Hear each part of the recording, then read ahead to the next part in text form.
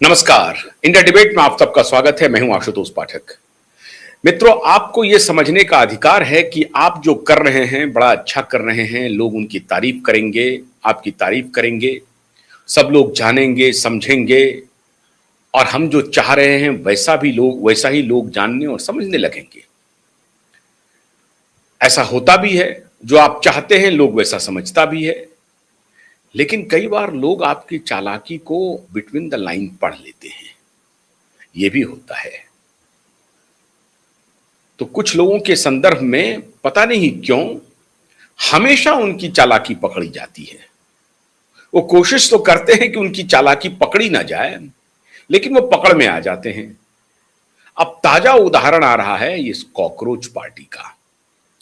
जिस दिन से कॉकरोच जनता पार्टी का गठन हुआ और सोशल मीडिया के माध्यम से यह जंतर मंतर पर लैंड हुआ, उस दिन से मैं ही नहीं बहुत सारे लोग कह रहे होंगे कि ये किसकी उपज है, कौन इसके पीछे है, क्या एजेंडा है, क्यों करना चाहते हैं। सबका एक मिला हुआ कंसर्टेड एफर्ट है, जिसकी लैंडिंग दोबारा हुई है जंतर मंतर पे।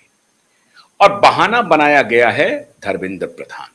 फिर एक बार कह रहा हूं, डिस्क्लेमर देते हुए कि धर्मेंद्र प्रधान जी को जिम्मेदारी लेनी चाहिए नीट के घोटाले में और सीबीएसई का जो स्कैम हुआ है उसके मामले में। हालांकि उसके बाद भी पेपर लीक अभी तक रुका नहीं है, अभी भी चल रहा है। लेकिन नीट की जो अभी जो परीक्षा हुई है, वो अब तक जो री एग्जामिनेशन हुआ है उसके लीक होने की कोई खबर नहीं आई है। तो कम से कम एक बात तो आपको मानना पड़ेगा कि सरकार चाक चौबंद हुई और उनको अपनी भूल का एहसास हुआ है, गलती का एहसास हुआ है। लेकिन जिम्मेदारी लेनी चाहिए, क्योंकि कई बच्चों ने सुसाइड किया है। मैं इस बात को मानता हूं, मुद्दे के साथ हूं।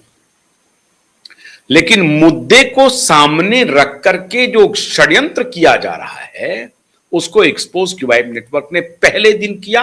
और आज जो मेरा एक्सपोजे था, जो क्यूवाइब नेटवर्क का एक्सपोजे था, आज वो पूरी तरह से साबित हो गया कि जो कुछ भी क्यूवाइब नेटवर्क ने कहा था वो संपूर्ण रूप से सत्य था। क्या हुआ आज? पिछले 7 दिनों से जंतर मंतर पे कॉकरोच पार्टी का प्रदर्शन चल रहा है। और वो प्रदर्शन मैं नहीं कह रहा हूं, इंडियन एक्सप्रेस जैसी संस्था ने भी कहा है कि वो फेल हो गया। अब कॉकरोच पार्टी को समर्थन देने वाले लोग जो वहां पहुंचे हैं, सोनम वांगचुक बहुत पहले ही पहुंच गए थे। 28 जून से उन्होंने भूख हड़ताल शुरू किया और कल 1 जुलाई को कुछ बड़े बड़े महारथी पहुंचे। उसमें से एक महारथी की मैं इज्जत करता हूं एडवोकेट के रूप में, और मैं बार बार कहता हूं उनसे मेरे अच्छे संबंध हैं। लेकिन एक एडवोकेट के रूप में और कुछ मुद्दों पर कोविड के दौरान उन्होंने जो मुद्दे उठाए थे, मैं उससे सहमत था, आज भी सहमत हूं, आगे भी सहमत रहूंगा। लेकिन और जो बाकी मुद्दे हैं उस पर मेरी असहमति रहती है, मैं उस पर सहमत नहीं हूं। अभी जो एजेंडा चल रहा है मित्रों, अब ये एजेंडा देखिए।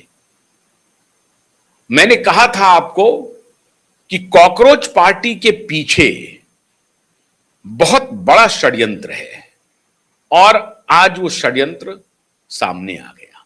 कल पहुंच गए योगेंद्र जी यादव, तृणमूल कांग्रेस की नेत्री पहुंची सागरिका घोष, और एक अंजलि भारद्वाज हैं, एक्टिविस्ट हैं, और उनका फोर्ड फाउंडेशन से सीधा संबंध है, बिल गेट्स फाउंडेशन से उनका संबंध है। डायरेक्ट तो नहीं लेकिन इनडायरेक्टली। ऑक्सफोर्डियन है अंजलि भारद्वाज जी। तो अब उस तरह से मैं नहीं कह सकता हूं कि पूरी तरह से वो एंटी नेशनल कोई काम कर रही है, मैं ऐसा तो नहीं कह सकता। लेकिन रिश्ते हैं इन सारे संस्थानों से जो संस्थान संदेह के घेरे में है। लेकिन मैं अंजलि भारद्वाज पर कोई संदेह स्थापित नहीं कर पा रहा हूं, या नहीं, मैं कोई आरोप नहीं लगा रहा हूं। लेकिन वो उन संस्थानों से जुड़ी हुई हैं जो संदेह के घेरे में हैं।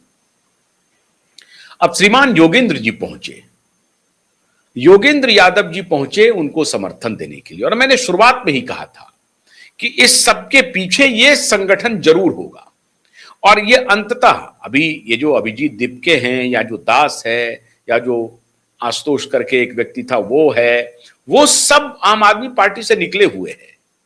ये जो दास है, ये वरुण दास की पता नहीं कौन दास है, मैं नाम भूल जाता हूं। ये दास तो कारावान मैगजीन के लिए काम करता था और अभी एक दो आर्टिकल भी छापा था। इन्हीं की आरटीआई को आधार बना करके, आरटीआई को मतलब ये सभी षड्यंत्रकारी हैं।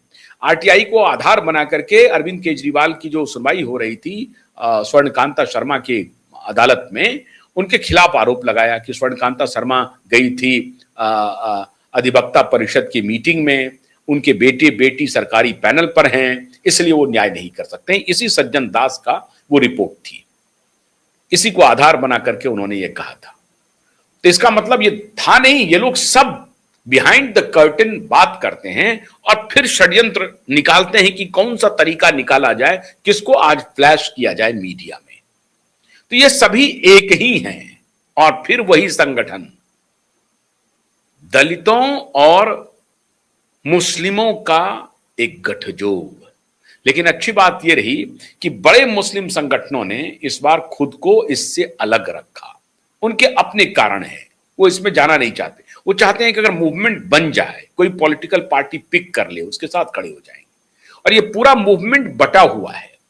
कांग्रेस पार्टी के नेता नहीं गए यहां पर, क्योंकि कांग्रेस पार्टी राहुल गांधी अलग गीत गा रहे हैं। समाजवादी पार्टी के कोई नेता नहीं गए यहां पर। टीएमसी की वो नेता पहुंची हैं जो नेता नहीं है, जंतर मंतर पर जाने में उनको अच्छा लगता होगा तो वो पहुंच गई हैं। लेकिन ये तो जिनको प्रधानमंत्री मोदी कहते थे आंदोलनजीवी, हालांकि मैं ऐसा नहीं कहता हूं और मुझे कहना भी नहीं चाहिए। आंदोलन करना कोई आंदोलनजीवी बात नहीं है, लेकिन अगर किसी में उनको अपेक्षा लग रही है कि यह आंदोलन बड़ा हो सकता है, लेकिन यह बड़ा हो सकता है किसके खिलाफ? आरएसएस के खिलाफ, भारतीय जनता पार्टी के खिलाफ। तो एजेंडा यह नहीं है धर्मेंद्र प्रधान को हटाओ। पूरे भाषण में लगभग 15-20 मिनट का उन्होंने भाषण दिया। उस पूरे भाषण में 15-20 मिनट के भाषण में एक या दो बार नीट का नाम आया, बाकी बार वो वही बात कह रहे थे वो जो उस अपने विश्वविद्यालय में कहा करते हैं, जो दक्षिणी दिल्ली में है, जिस विश्वविद्यालय के वो प्रोडक्ट हैं। उस विश्वविद्यालय परिसर में जितनी बात वो कहते थे, या जिस तरह से जो वहां का स्टूडेंट यूनियन है, लेफ्ट लीनियन स्टूडेंट यूनियन, जो सारी बातें एग्रेसिवली कहता है, ठीक वही सारी बात योगेंद्र जी वहां पर कह रहे थे। कच्छाधारी, ये शब्द है उनके, कच्छाधारी। कच्छाधारी का अपॉइंटमेंट हो रहा है विश्वविद्यालयों में। ढेले भर का ज्ञान नहीं है, ऐसे लोगों का अपॉइंटमेंट हो रहा है, कच्छाधारी के कहने पर हो रहा है। इस तरह की भाषा का प्रयोग कर रहे हैं। कह रहे हैं कि पिछले 12 वर्ष में एजुकेशन का कमर्शलाइजेशन हुआ। अच्छी बात है, मैं भी इस बात से आपके इस बात से इत्तेफाक रखता हूं। लेकिन मैंने कुछ दिन पहले ही आपको एक डेटा दिया था, आप मेरे पुराने अगर कार्यक्रम को निकालेंगे तो शायद आपको वो डेटा मिल जाएगा। 2004 से 2014 तक जो कमर्शलाइजेशन हुआ ना, वो अद्भुत हुआ। और उसी कमर्शलाइजेशन की उपज है अशोका यूनिवर्सिटी, उसी कमर्शलाइजेशन की उपज है टाइम्स ग्रुप। ये 2012 में नहीं बना, 14 में नहीं बना है टाइम्स ग्रुप का। उसी कमर्शलाइजेशन का है जिंदल यूनिवर्सिटी, उसी कमर्शलाइजेशन का उपज है नाडार यूनिवर्सिटी, उसी कमर्शलाइजेशन की उपज है, अभी आप देखेंगे दिल्ली और चंडीगढ़ रोड पर आप चले जाएं तो कितने विश्वविद्यालय आपको सोनीपत पानीपत में मिल जाएंगे। आज नहीं बने हैं वो सारे यूनिवर्सिटीज, तो वो किस दौर में बन गए? इसको कहते हैं धूर्तता, इसको कहते हैं। एक शब्द उन्होंने कहा कि मैं ये नहीं कह रहा हूं कि खाली इसी में हर सरकारों ने किया, लेकिन वो छुपा गए। अरे भाई, राजनीति करते हैं आप तो ये बोलिए कि कांग्रेस की सरकारों ने भी किया कमर्शियलाइजेशन और भारतीय जनता पार्टी की सरकारों ने भी किया कमर्शियलाइजेशन। इसको कहते हैं स्पष्टवादिता, ईमानदारी से चीजों को सामने रखना, इस पॉलिसी पर विचार करना। कहा कि सोनम वांगचुक को एजुकेशन पर बात करने का अधिकार है, प्रधानमंत्री को एजुकेशन पर बातचीत करने का अधिकार नहीं है, क्योंकि वो मूर्ख हैं। ये उस विश्वविद्यालय की बड़ी खासियत है, वो डिग्री में बड़ा यकीन करता है। ये उस विश्वविद्यालय की ही खासियत है, जिस विश्वविद्यालय के ये प्रोडक्ट है।